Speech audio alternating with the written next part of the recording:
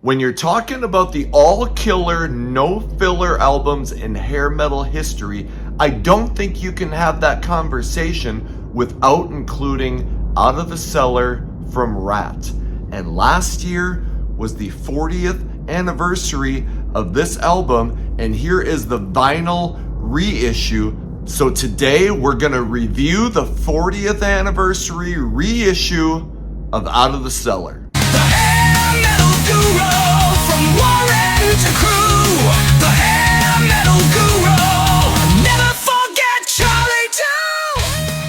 Welcome to the Hair Metal Guru. My name is Anthony. They call me the Guru.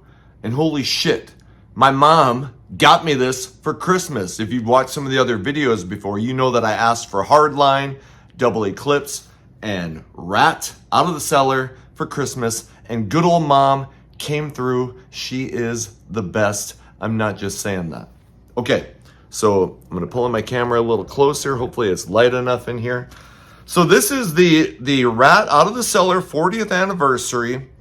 The hype sticker says, Ratt's first album includes the hits Round and Round and Wanted Man, limited edition, lenticular cover on red and black splatter vinyl. I think lenticular cover means that, like, if you can see the colors, kind of, I don't know if you can see that very well. It kind of, yeah, like you can see the cover going from like blue to the fire red or fire orange. So I think that's what that means. So shit, that's kind of cool.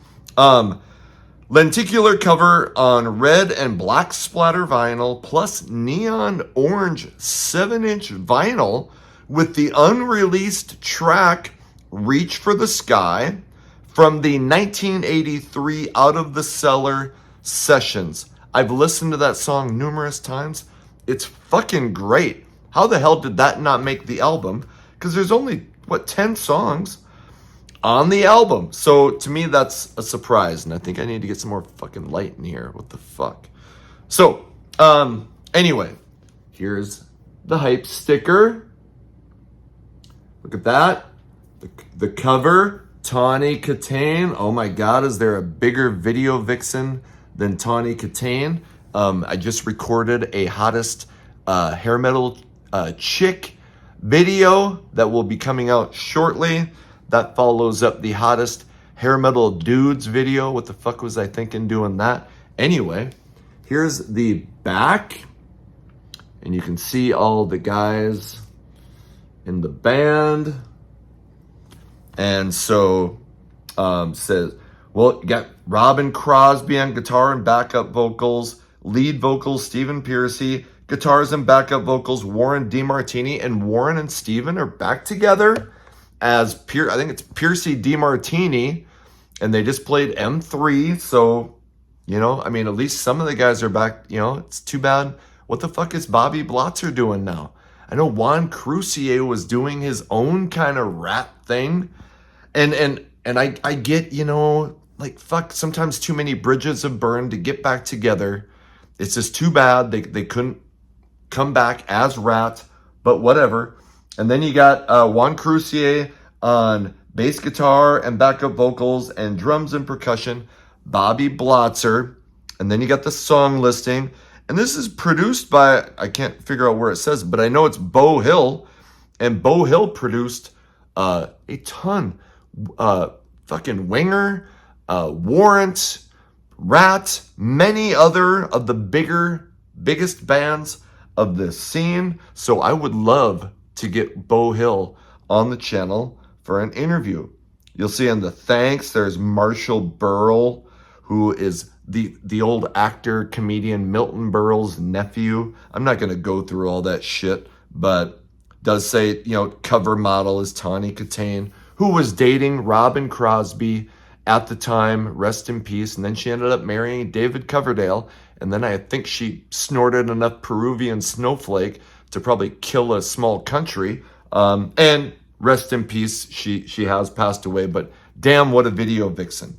So it hurts me to open this thing up, but because I care about you guys and your emotional well-being, I'm going to do it so we can talk about this fucking vinyl reissue. And where the hell am I going to I don't want to rip anything.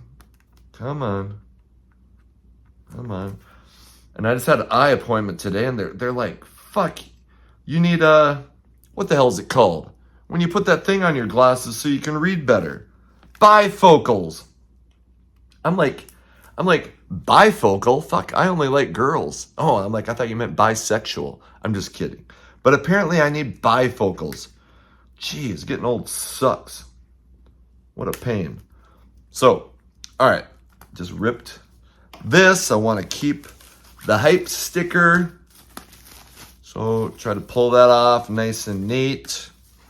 I mean, this is, fuck.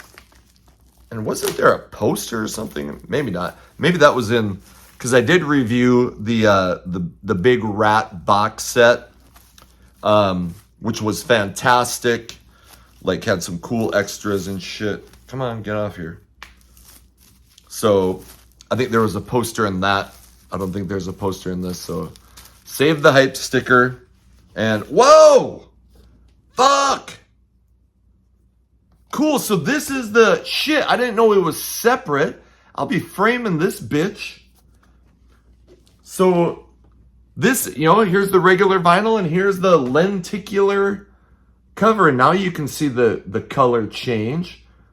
Holy shit, badass. So I'm totally gonna, this will be hanging back here at some point, I think. I don't know, because I might want to keep it with the vinyl. Anyway, so that's a cool option. Fuck. Okay, so we'll separate this. Oh, I'm so pleased with that. Shit. I thought that was just going to be the regular cover, but no, it's separate. So shit that you can frame. All right, so there you get the regular cover. And now, you know, it's not going to change any color, but there's a close-up of Katani. Don't do anything naughty. Don't do anything I wouldn't do. And here's a close-up of the back without the plastic wrap. Lots of thank yous and all that shit. And I gotta let Charlie in, because she was out making content for her OnlyFans subscribers. Okay, I'm always like, fuck. Sometimes I get done to the video and I'm like, shit, you forgot to show them the back of the vinyl or something. But so I showed you the front, I showed you the back. And here is the 7-inch for Reach for the Sky, which is, you know, kind of strange because they never, you know, they didn't put the song on the album. But then 5 years later in 1989, they called their 4th album Reach for the Sky. And they had a horrible fucking cover for that album. But this is, shit, this is badass. So again, I've listened to the song. It is phenomenal. Let's see, do we got to pull this out here? So just a regular white cover, sleeve, and there, orange. And there's obviously just one song on it, so it's the same thing on both sides, but that's badass. And I don't know what this is selling for. I usually get my shit off Amazon, so maybe I'll check before I publish this, and then I'll put it, like, you'll see it scrolling under the screen on Amazon currently. I'm not pointing at my penis right now. I'm pointing at the current price on Amazon. So, you know, I think it was $34.99 when I was like asking my mom for it for Christmas. I'm 52 years old and I'm asking my mom for the new Ratt record for Christmas. Like, it seems like it's still the 1980s. How glorious is that? So, okay, there we go. Reach for the Sky. Make sure I show you the back. And obviously it says produced by Beau Hill. Fuck. And obviously I'm fucking blind. Where's my phone? And obviously I can't read any of this shit. Previously unreleased track from the Out of the Cellar sessions 1983. Written by Piercy Crosby and fucking who? What? Shit. Hold on. Okay, this is so fucking embarrassing. I shouldn't even tell you. So I couldn't read some of this stuff on the back. And so I started walking around looking for my phone. My phone is recording this video. Jeez. Some days Some days I should just stay in bed. Okay, it is really hard to read this, but does this say Tureen? Was this fucking song written by Mark Tureen? Piercy, Crosby, and Tureen? Okay, I need to go check my computer and see if this song was written by Mark fucking Tureen. Okay, so yes, the song was co-written by Mark Tureen or Torian or however you pronounce it. Now, I knew that he had done, I thought he was in the band for like a brief minute and I didn't think he did anything. I didn't know he fucking co-wrote this song. So anyway, yes, co-written by Mark Torian, Robin Crosby, and Stephen Piercy. Okay, now I'm getting way off track, but I'm like, fucking, I didn't know that. Shit. So, man, call me the guru, and I didn't know that he fucking co-wrote that song. So, anyway, there's that. Now let's open up the vinyl. And, okay, so not just a plain white sleeve. It's a plain orange sleeve, but whatever. For Out of the Cellar. And we'll pull this thing out. And shit. I mean, and again, I'm not gonna, I don't sit and listen to vinyl, but that does look pretty badass. Okay. Both sides.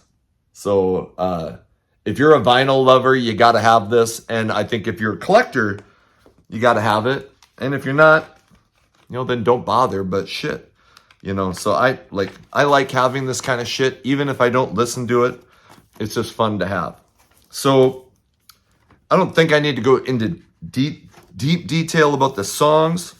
There's nothing else in there, FYI. So it's not a gatefold or anything, but still, you got some cool extra shit. But the songs, Wanted Man, unbelievable song. You're in Trouble. Like, what were the fucking singles? I mean, obviously Round and Round gets all the credit, but Wanted Man, I think was a single. It was. You're in Trouble could have been a single. In Your Direction is fucking awesome. She Wants Money is one of the worst songs on the album, and it's fucking awesome.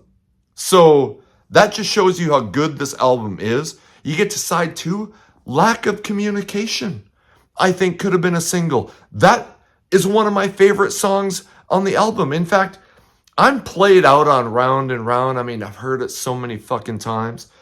So when I go listen to Ratt, I kind of skip that song and I listen to damn near everything else.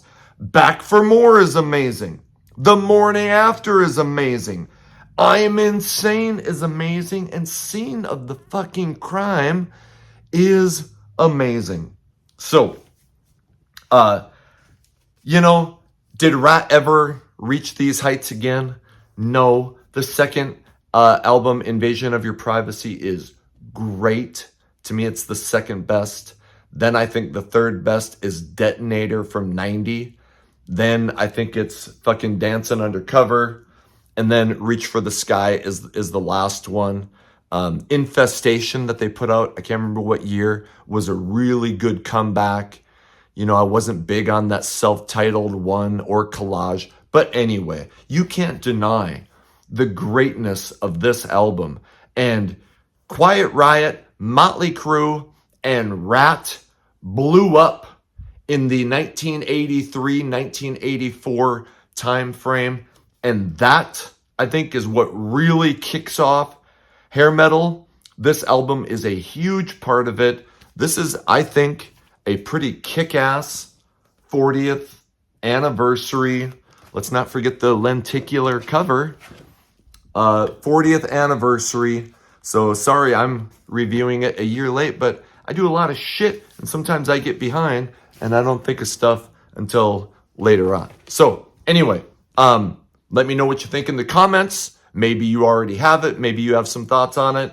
And, let me know what you think of this video. And thanks a lot for checking it out. Hey, just briefly, in the description, you'll see a link to Hair Metal Guru merch. You'll see the link to my X account. You'll see the link to Hair Metal Mansion. I host Hair Metal Mansion on Rock 101 KLOL every Saturday from 6 to 8. I would love it if you could check that out. You also have the opportunity to become a member. It cost a little bit, but you get early access to some of the videos. You get first response to comments, and when you do become a member, it just helps me keep doing this stuff and hopefully creating more and more content, which is my goal. Hey, whatever you can do to support the channel, truly, I appreciate you being here. Until the next video comes out, my name is Anthony. They call me the Guru. Take care of yourselves.